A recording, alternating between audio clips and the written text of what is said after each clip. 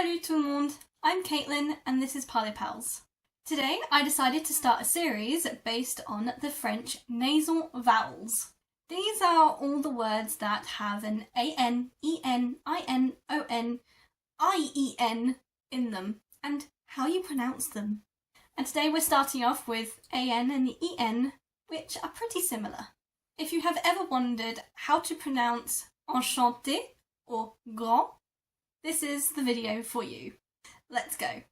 They are both said somewhere in the back of the throat and nose. Very similar to this English sound of ah, like you see a cute baby or a cute puppy and you go ah, but shorter. Here are two examples real quick that have both AN and EN in them. En France.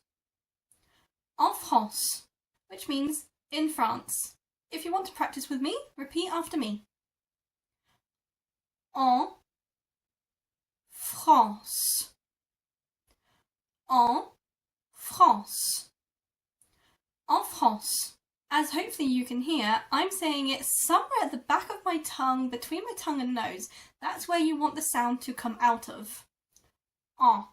So, yeah, it's somewhere in that region at the back of your head, between the throat and the nose. En France. The next one has both of them in the same word. Enfant. Enfant. Which means child. Repeat after me if you want to practice. Enfant.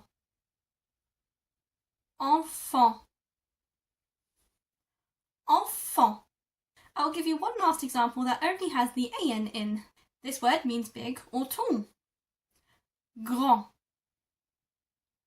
Grand. Grand. Now let's see those examples in a sentence. J'habite en France. Repeat after me. J'habite en France. Now let's try that quicker, all in one. J'habite en France. And for the last example, let's put grand in a sentence. Il est grand. And repeat after me. Il est grand. Let's try that all in one. Il est grand. And that's it for the AN and EN. Hopefully you'll be able to pronounce these like a pro in no time.